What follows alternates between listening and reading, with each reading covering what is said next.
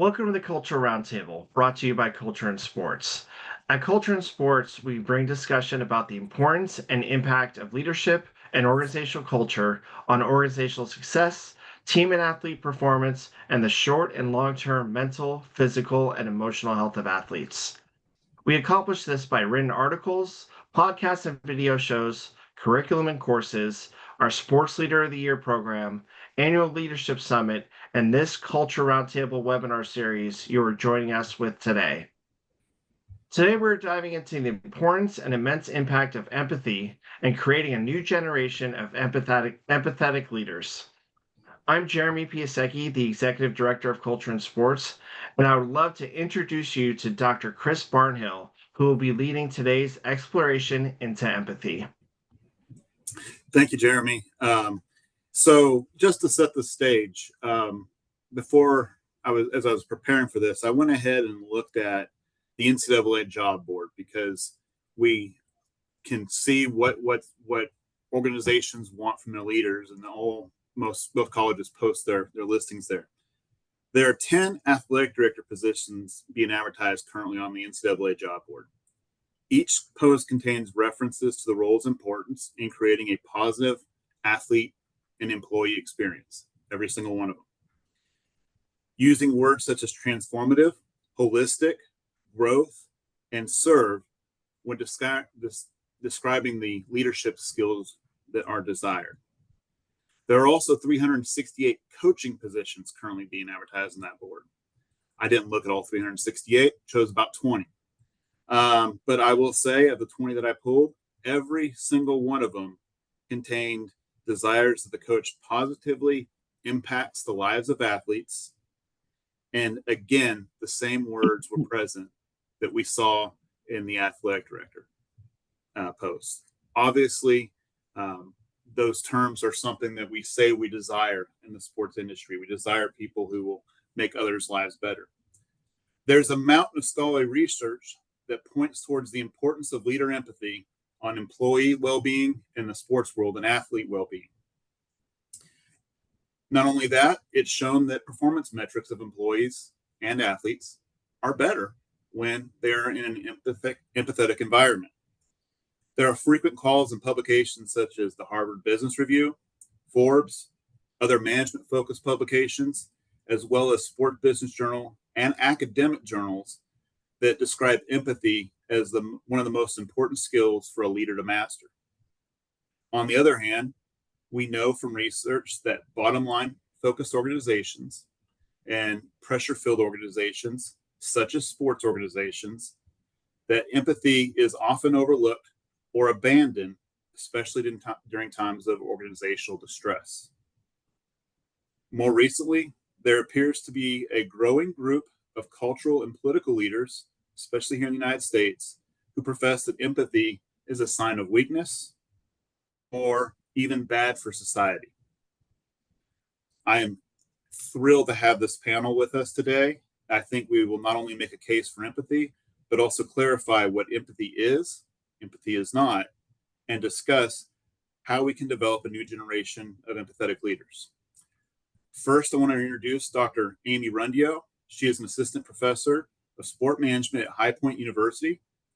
Her research focuses on personal transformations through sport participation experiences. This has led her to explore the importance of the impact of empathy as a skill that can be taught in the sport management pedagogy. Cara Hawkins-Jedlicka has more than a decade's worth of experience as a content producer and strategic communicator. Shouldn't mess up the word communicator. Specializing in digital advertising strategy with an emphasis on social media and online communities. Her research examines the intersection of brand, women's sports communication, and influencer culture. Notably, her recent publications shed light on the evolving brand images of women's athletes, particularly in the context of name, image, and likeness. She is also doing great work in the area of empathy. Dr. Peter Sear is a psychologist, psychotherapist, researcher, and writer. He is the author of Empathic Leadership, Lessons from Elite Sport.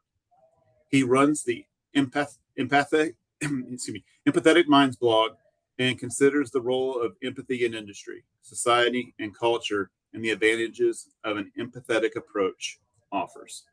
Welcome, panel. Thank you. And I am not sure if you all can pick up on this. There is something coming over my intercom in my office, so I do apologize if there is noise in the background.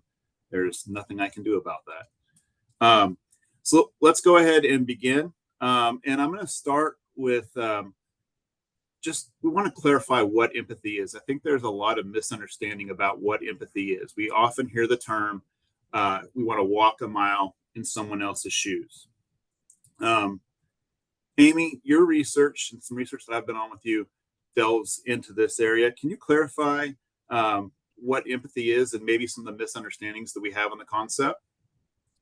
Yeah, so empathy is thinking about understanding other people's perspectives or frame of reference. And we often look at it in three components. And so we look at it in affective empathy, which when people are talking about walking in other people's shoes, it often is thinking about that affective component, thinking about feeling what other people are feeling.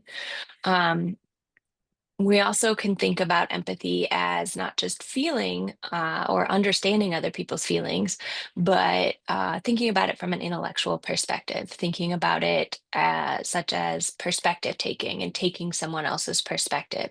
And that's called cognitive empathy. And then we also have behavioral empathy.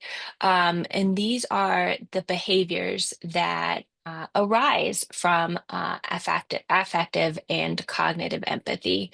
And so when we're thinking about empathy, we're not just thinking about feeling or walking in other people's shoes, but we're thinking about feelings. We're thinking about their perspective, and we're acting on that.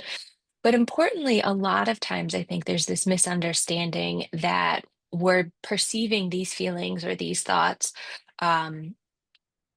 from our own perspective. And so we're bringing our own thoughts, our own experiences to trying to understand someone else. And it's really important in empathy to think about it as if you were the other person. And so you are thinking about, well, what led them to this thought or this feeling, and not trying to bring yourself into it. So maybe a good example is thinking about your colleague comes to you and they're nervous about a presentation, and they're talking about their nerves about this presentation.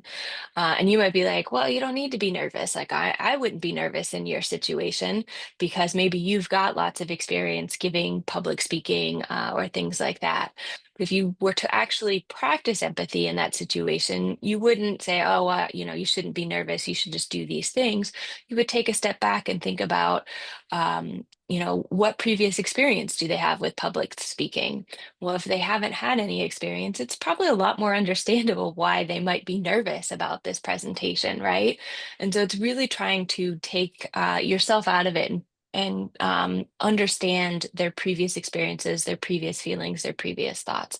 And so I think that's a big understanding we have a lot of times, is that we're trying to bring ourselves into their shoes rather than trying to truly understand why they're feeling or thinking that way, and what led them to that. Thank you. And I'm sorry for the alarm in the background. Cara, much like Dr. Rundio, you are a proponent that empathy should be taught as a skill that leaders can develop. Many still see empathy as something that is ingrained. Someone has it or they do not. Why do you think that is? I almost think people think it's ingrained or it's not because they can't actually imagine someone not having empathy. And they don't want to say, oh, it's easier to say you're born with it or you're not born with it, and trying to maybe be empathetic for someone you don't see as having empathy. But there's a lot of ways to kind of really look at developing it. And I think that's maybe the harder part, is like, how do you develop it? And that takes a lot of self-reflection, and people don't like to self-reflect a lot. That's kind of who we are as humans, I think. So yeah, really, I think a little bit of it's just like trying to imagine someone who obviously is not showing empathy, making that choice not to be empathetic. And that's really hard, I think, for people. So what you're saying is empathy takes intentionality. We have to choose to be empathetic, and that takes work. Peter, you've done a lot of research on elite coaches. Would you say that the coaches you studied have made an intentional effort to be empathetic? I think some have and some haven't. I think that coaches in elite sport today are often a different kind of person to what they were 20, 30 years ago. Some coaches have actually told me that they're the sort of personality, the sort of people person, if you like, that they don't believe that if coaching had stayed how it was a few decades ago, that they'd have been accepted in the role, because they're very empathic and they understand people. They want a close relationship with athletes. And so it suits the environment now and what societal expectations are now.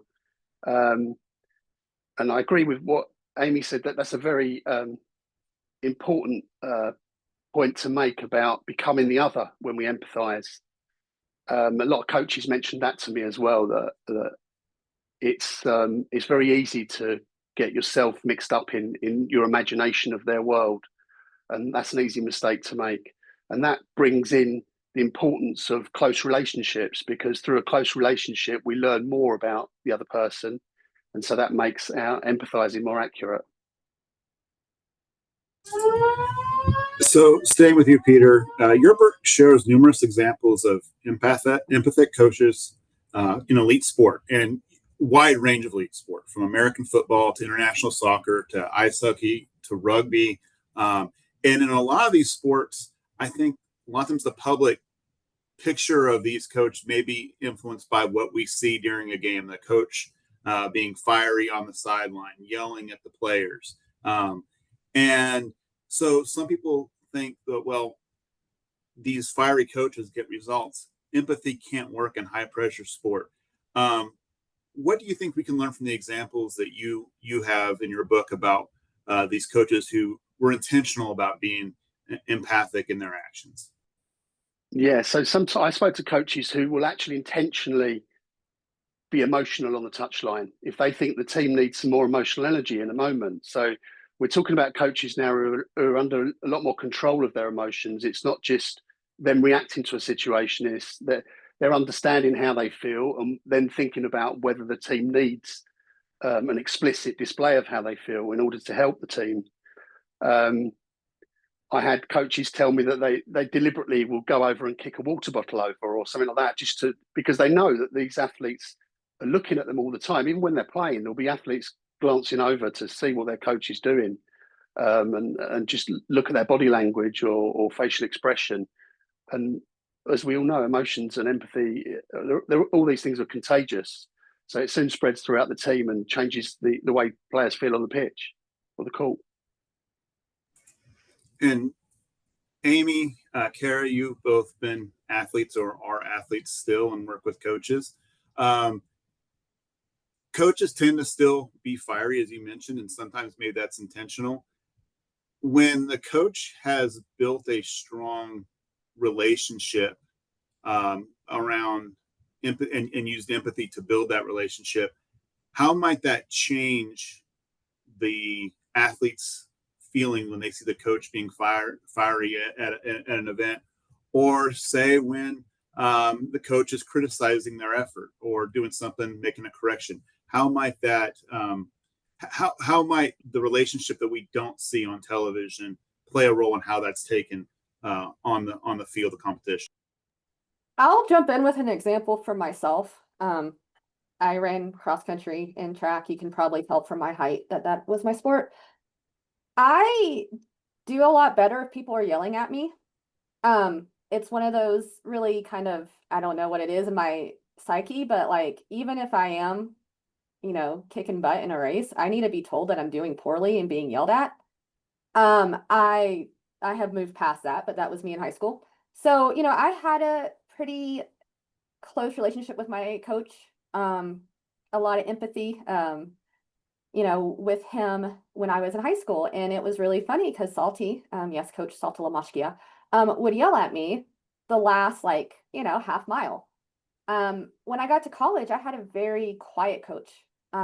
He was great, but that was not his personality. And I really had to encourage him to, like, when we get to this like red zone is what we called it in my in college, like you've got to like yell at me like you don't like me. Um, but I knew I had their support on the back end of it, right? Like, I was hitting my achievements and I was hitting my marks. I needed them to push me further. I think we see that too. Here's where we'll jump into some women's basketball. I think we see this in women's basketball a little bit too. We often see someone like Dawn Stanley. I can also throw back to, lovely Pat Summitt on the sidelines, and you're like, oh my gosh, they're yelling at everybody, including their players, the refs, like it is there. But we know on behind the scenes that they have a relationship and they're pushing those athletes further in a different way. Stephanie White recently with a Caitlin Clark situation, we can go into that if we want to, really kind of, was in the press conference afterwards and really like stuck up for her athletes in a situation where things kind of got out of hand with the WNBA refs. But we also see her being fiery on the sidelines, and we know that's there. And, if Caitlin's not having a game, yeah, she's going to yell at her. We also see Caitlin yelling back. Like there is a different relationship there, but we do know that they are empathetic towards their point of view. That's interesting. Yeah. So the opposite might be true as well. So the coach might feel really fired up, but because they know the athletes, understand what their needs are, might try to control that and present a calm persona if they think that's what the team needs in the moment. Yeah, I Yeah, think you and make. Go ahead, Amy. I was gonna sort of build on that and maybe give an example of where someone maybe is yelling but is not empathetic. And so I think it's not necessarily that yelling or pushing your athletes or being outrageous on the sidelines is not representative of empathy, but I think what we miss in some of those is some of the behind the scenes things that are going on. And I think, Cara, it sounds like your coach made an effort to try to understand what you needed and adapt. But that isn't always the case, right? And so I think back to my college experience and my college coach. I also ran track and cross country. Um, Oftentimes would yell at the team, not necessarily at a meet, but at practice and things like that. And it didn't feel warranted, which made it really hard to have a sense of trust or respect. And it felt like a lot of times our coach was just making assumptions about what was going on and then reacting. And so there wasn't really a sense of empathy there in terms of trying to understand what had happened, whether or not that reaction was warranted. And so we can think about empathy and its role in building that respect for each other. Having a supportive relationship between coach and athletes, or even we can take it into the workplace between supervisors and their subordinates. And so empathy having a really important role there. So I don't think it's necessarily that certain actions do or don't represent empathy, but getting at that underlying reason of, well, why is this action occurring? Is this truly coming from a place of understanding? I'll agree with that one for sure, Amy. Yeah, sure. And these examples bring us to an important point as well, where the difference between individual sports and team sports. So you're talking about coaching, having a really close, good relationship with an athlete in an individual sport, and then it's easier for the coach to decide how to convey their emotions or how to communicate with the athlete.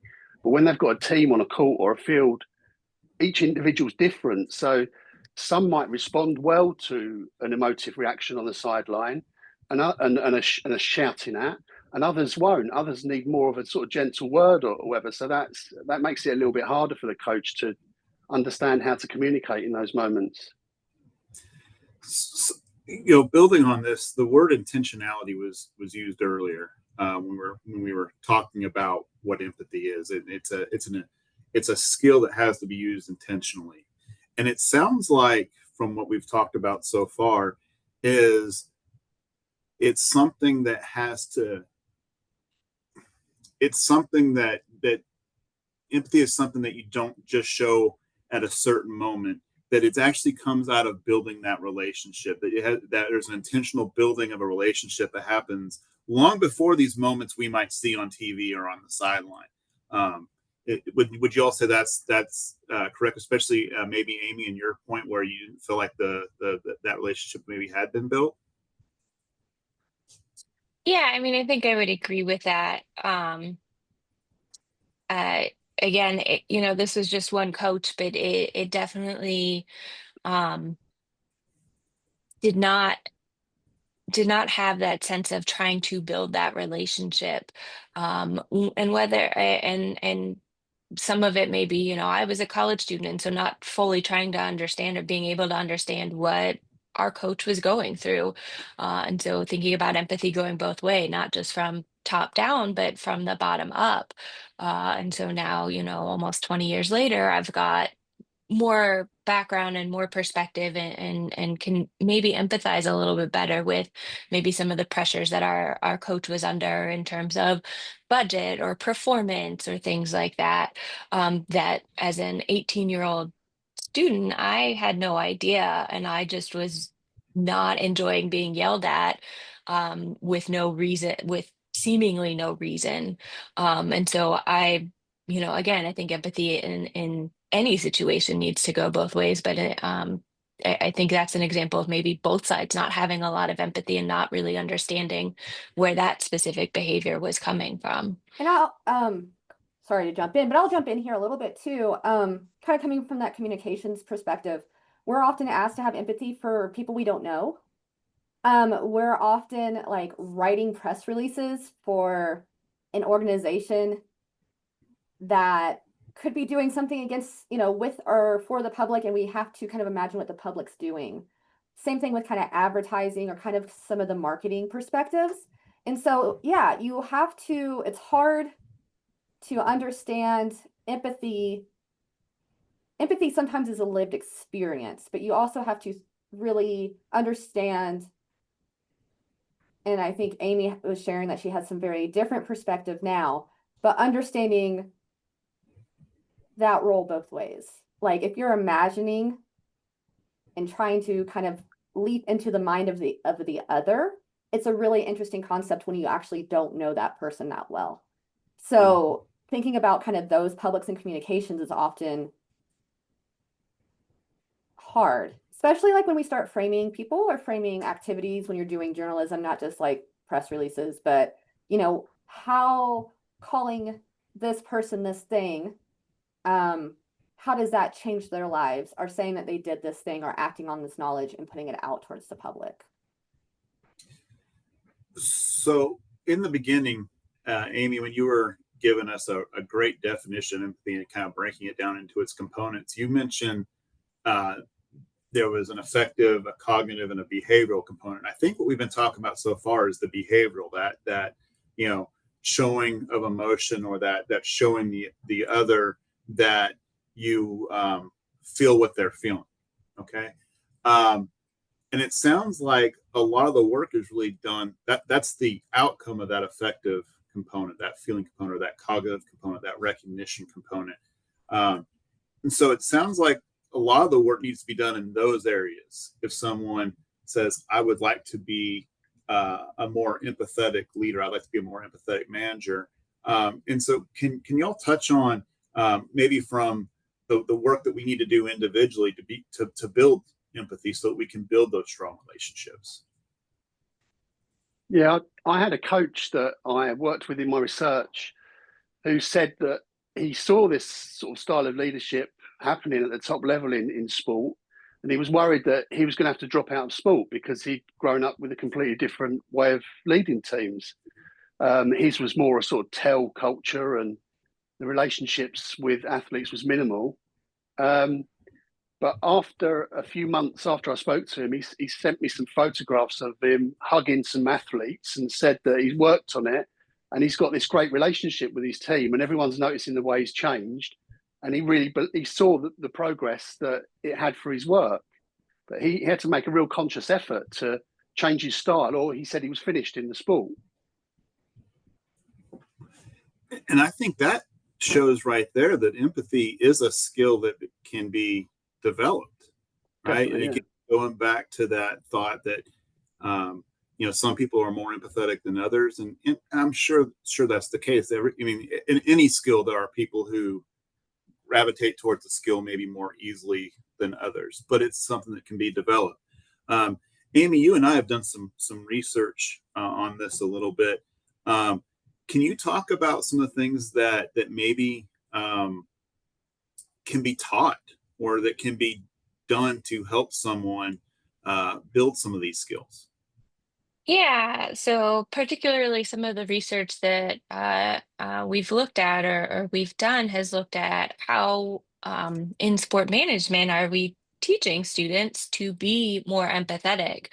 And we're finding that we're not being very specific about it. And so I think like most skills, right, it's not just hearing about it, it's needing to go out and practice it and be intentional about building it. And so some of the things that we've talked about in the classroom are things like uh, being exposed to the perspectives and lived experiences of others. So doing things like in the classroom, empathy adventures, where you have students going out and experiencing something from someone else's perspective. So particularly like in the social work field or in the medical field, riding the bus from various neighborhoods where people's clients live to medical facilities or other facilities like that. And it can help you understand what challenges your clients are facing in gaining access to medical care or getting the services that they need, right? And so we can adapt that. And we have adapted that in sport management. Um, but in thinking about how you as an individual, how can you go out and get some of these experiences? So I think one of the activities that we've talked about, Chris, you and I have talked about before, is doing an empathy adventure where we try to understand the lived experiences of women going out and exercising on their own, right? And so thinking about the harassment that many women face when they go out and the dangers that many women face when they go out and exercise on their own. And so having students go for a run or jog or walk in a public space and imagining the experience from the perspectives of women and thinking about, okay, what would it be like if I was a woman? What would I be paying attention to? What might make me feel safe? What might make me feel not safe? And so things like that, and thinking about how could I as an individual go out and practice that? Some other things that we have done or talked about is empathy mapping. And this is maybe a little less involved, I guess, in that you're not going out and trying to like live through this experience, but you're trying to think about someone else's experience. And empathy mapping is borrowed from design thinking, where we think about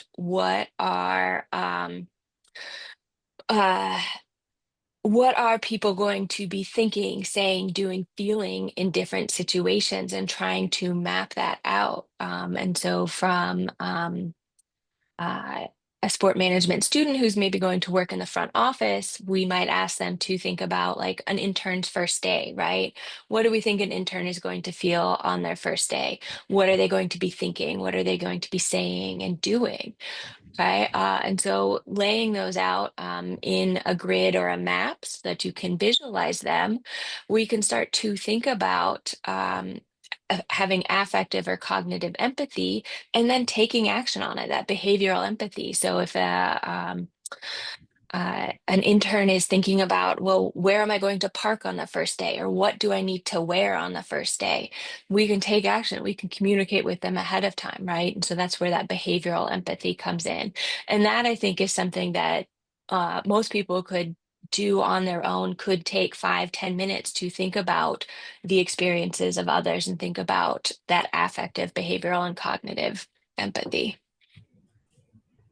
So we have a question from the audience that asks, aren't we born with empathy, and aren't those without empathy taught through their upbringing not to be empathetic? And I think that touches on some big questions, both in society and biology and stuff, that maybe we're not all completely qualified to answer, but I do know the research does show that babies from a very early age can start to recognize feelings in others. That's the beginnings of that effective empathy. They may not know what they're feeling yet, but that's the beginnings of effective empathy. But I think that brings a really unique perspective of, can empathy through culture be something that's either pushed into us or pulled out of us? Yeah, as far as I'm aware in the research, that I think the general acceptance is that we're all born with a capacity for empathy, and that it does develop through socializing. One of the things we've been talking about, like intentional empathy, I think the research suggests that where we start to feel with other people is when we get close to them. So as relationships become closer, empathy becomes a more natural reaction and part of the relationship, and that we are more likely than not to be pro-social with our empathy. So if we look at bullies in the playground, for example, they go against that. They might use information that they gather on another person in order to act antisocially or manipulate somebody, or a sociopath might do that, or even a psychopath.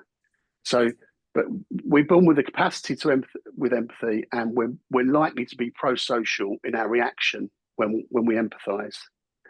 And going back to the work with teams and how to develop it, I've spoken to coaches about this, and some of them do particular things, like they get athletes to share biographies so that they really understand where they come from, what their life's been like, what their commitment and sacrifices have been in order to make it in a sport. And that seems to really bring people together. If they understand what somebody else, their teammates, gone through, they kind of feel their approach as well, and that brings teams closer together, I think.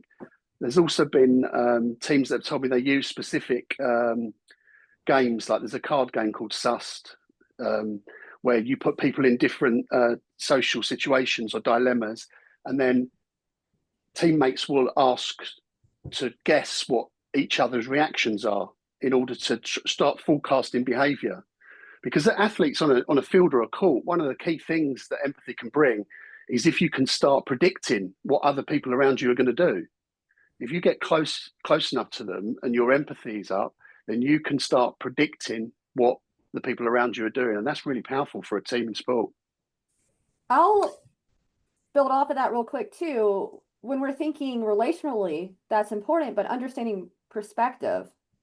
And sometimes that comes with lived experience, but it also comes from seeking that information out, right? Yeah, sure. Right. So like I have a podcast, because that's what everybody does, where we interview the pioneers of women's distance running. I have shared with my students how these women felt about being framed in a specific way when being talked about kind of this revolutionary push for the marathon to be an Olympic sport. My students didn't know that, they didn't know that we weren't allowed to run the marathon until 1984. They then also go back and read an article from the 70s and see, that the time wasn't mentioned to the third paragraph, that she was called pretty enough to be a stewardess, and that, they listed her height and weight before they listed the time. I think we have a capacity, and I'll agree, we all have a capacity for empathy, but it is maybe understanding how to see someone else's story. Yeah. And understanding that perspective. I'll also slip my Taylor Swift quote in right here, which is, never be so kind you forget to be clever, and never be so clever that you forget to be kind. And kind is important in there, right? You have to be intentionally do empathy, or intentionally have empathy, but you can't also forget to be kind or clever and set boundaries along that way. Sure.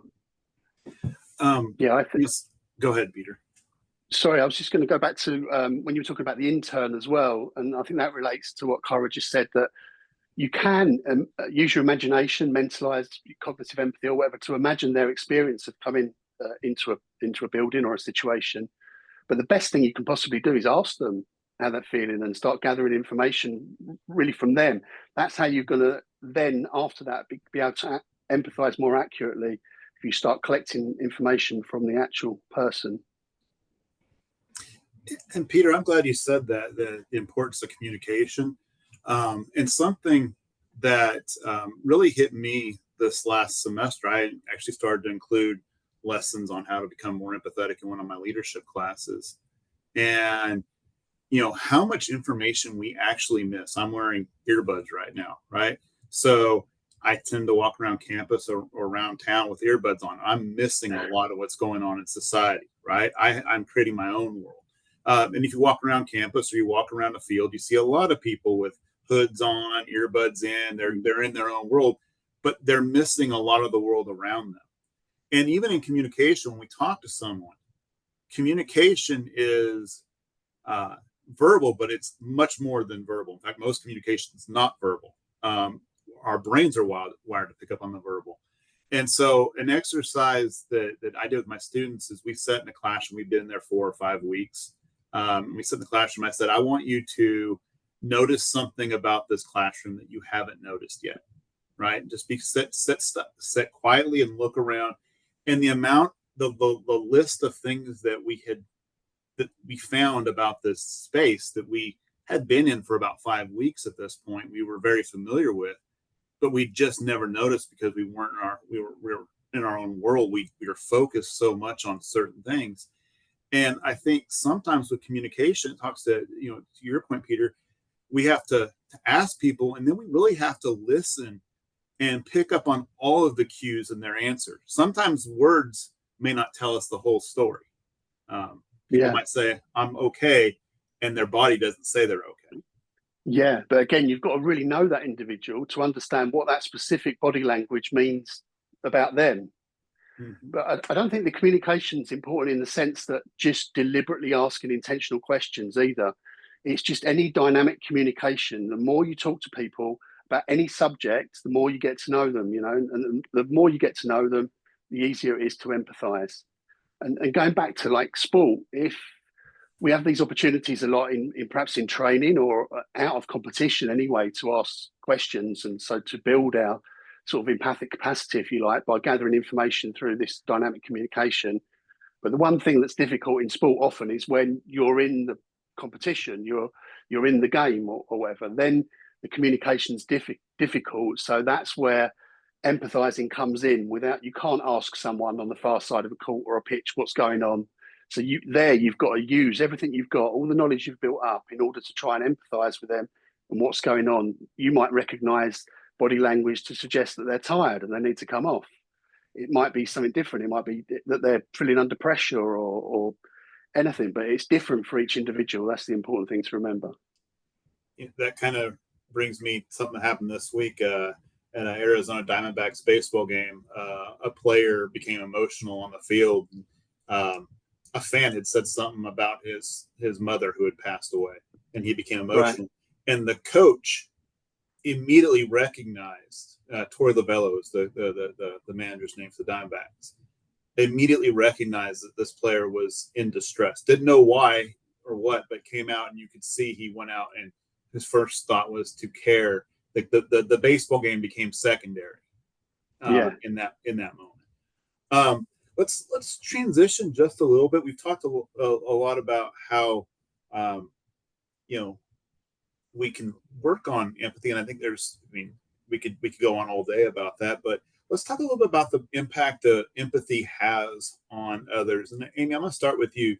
Your research started by studying personal transformations, and I read those job descriptions at the beginning of this webinar, and there was a lot of personal transformation mentioned in those job descriptions. It's almost like it's a duty of leaders to help with personal transformations.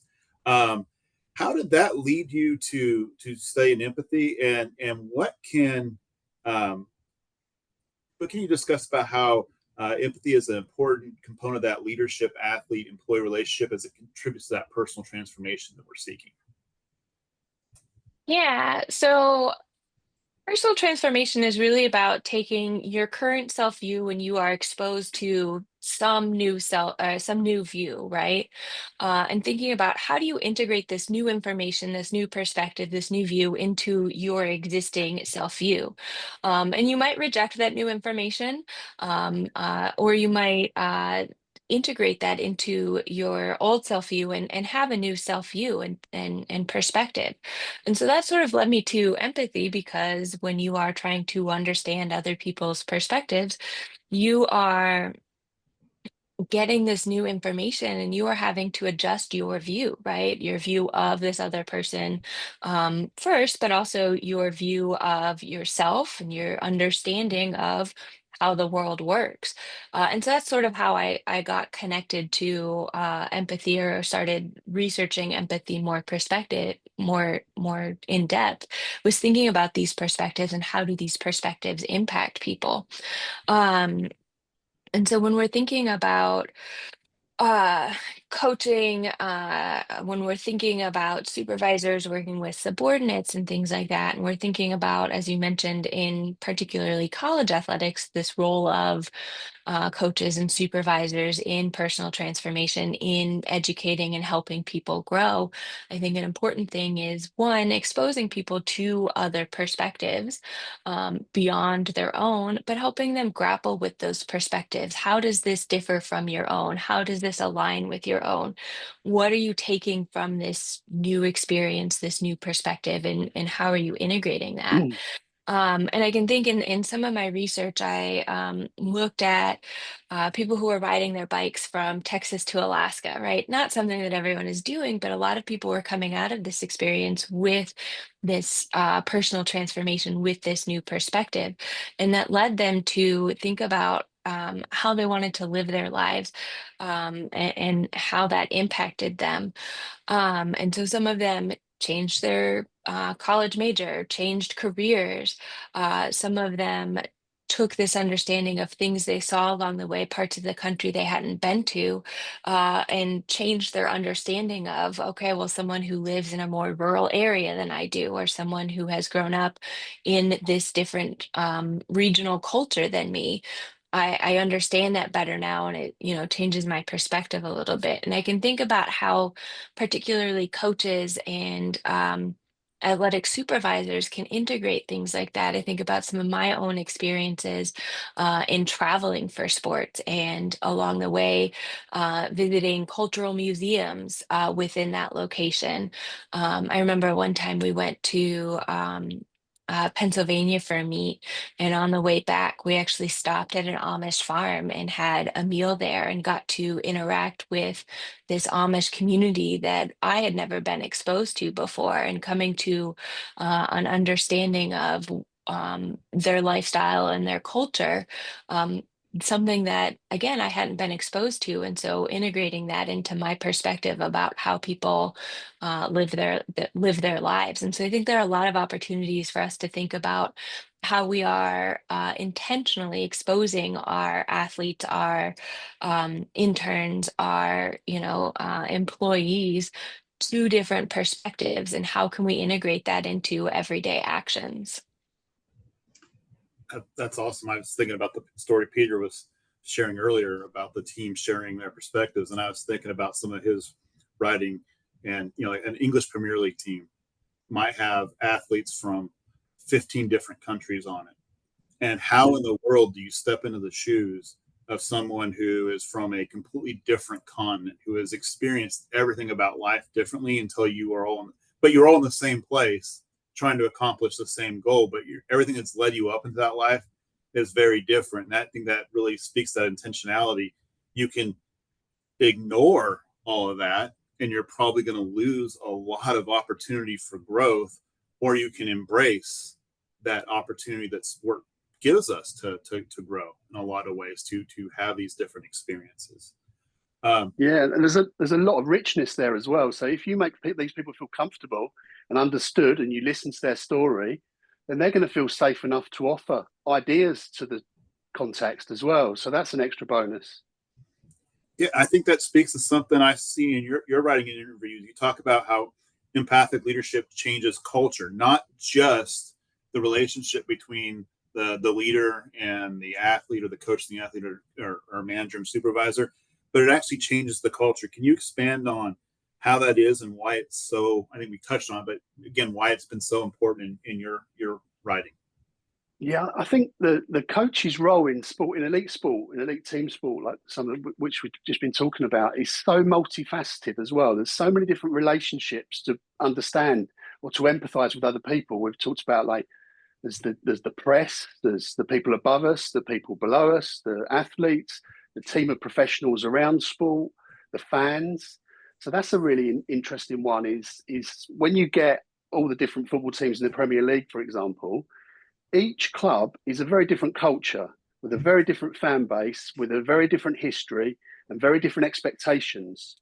There was a really interesting situation about, I'd imagine it's about 5 years ago now. Bielsa came from Argentina to manage Leeds United Football Club. And he took days where he'd walk around the city of Leeds to try and understand the people, just talking to people, to understand who they were, what they wanted from their football team. He wouldn't take the job until he'd done that. So he really wanted to understand. And there's been other examples where really high profile, successful coaches have gone to clubs and played in a certain style that just doesn't fit with the fans. And anybody who's watched, like, English Premiership football, like, for their whole lives, like me, you can kind of see that's not going to align well. There's a disconnect there. So it's really important when coaches are taking jobs that they understand the whole context. The fans, the expectations, the players that are there. There's a lot to take in, and if you're going to be aligned and work well in that situation, you need to understand it so you can empathize. Yeah. And Cara, you mentioned the WNBA. I can think of some examples there where coaches or owners or leadership maybe didn't understand the culture of the club that they were dealing with, and it led to very talented organizations kind of falling apart. Yeah. We watch a very interesting documentary in one of my classes. Sorry, it just slipped my mind, about the WNBA and their activism during COVID, right? Really talking about the Black Lives Matter movement, really thinking about the league as a whole. They are a very LGBTQ league. That is who they are. And we have to have owners understand that culture. We saw the Atlanta Dream. They are now on the other side of that. If we look now, Brittany Griner is over there. But they really had to transform because, yeah, their ownership had no idea about kind of the cultural touchstones of being part of the WNBA league. We're also seeing this kind of with the new influx of fans with Caitlin Clark, that they don't quite understand that the league that was built beforehand. And I think there's a lot of growth there and a little bit of an interesting dynamic going on between understanding what the league was built on, what it's come from, and that, maybe some particular Caitlin Clark fans don't quite understand that culture. And I think you touched on a point. Understanding isn't something that happens immediately. It's okay to come into a culture and not understand it. But then, as you mentioned, these were situations where people were unwilling to take the step to understand the culture. And that's where the problems became, is there was a unwillingness to see the other's perspective. It goes back to seeing the others. Cara, we've talked so much about communication and the interpersonal part of this. You recently gave a keynote about the power of empathy and communication and AI. We don't have a whole lot of time, but can you talk about, in sport, we rely on data a lot. We rely on data more and more to tell us how people should play, what people should do in the office, what people, how people should train. Can you tell us how using just data and forgetting that interpersonal element can cause problems? Well, we saw Grok crash out, right? That is Elon Musk's. I cannot. Yeah. AI, right? So, we see the system, especially when we're thinking about data and AI, and we also have to understand that AI systems are not built without bias. We think they're built without bias, but they are gathering information, taking information from various sources.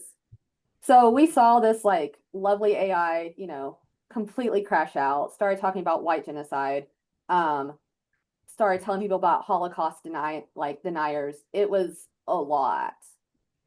And there needs to be a human hand when we're looking at data. And I think that's kind of where the AI and the empathy comes in.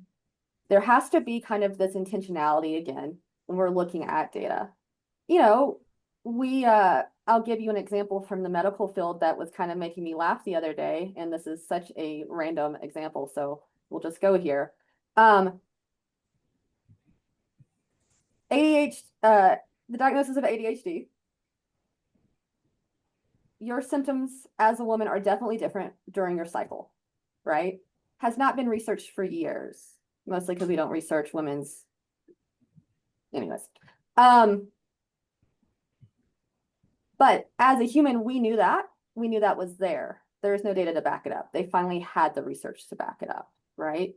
But if you're a doctor and there's no research, you can't just ignore it. You have to talk to the person. And I think that's why we see so much in the healthcare field with empathy.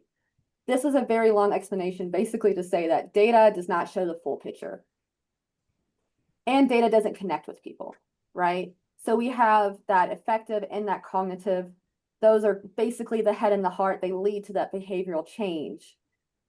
We have to understand that data is just one part of it. And we can't trust something that we don't know what intentions were built. We don't know kind of where they're leading or where that human hand is to make decisions that will help the whole.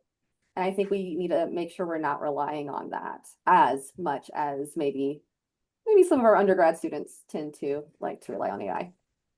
Well, I think that brings up a good point is, the next generation of leaders where this conversation started, they are going to be leading in an AI world in which data is everywhere. And I think y'all have made a real strong case for why the human element is so important in leadership and really can't be replaced is if the data is not there, the data is biased, or the data just doesn't have the ability to see in between the lines that like a human can. A lot gets lost.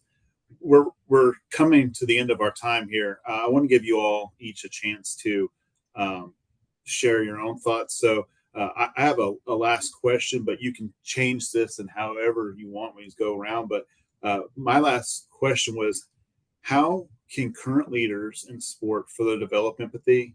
And then how can we encourage the next generation of leaders who want to become more empathetic?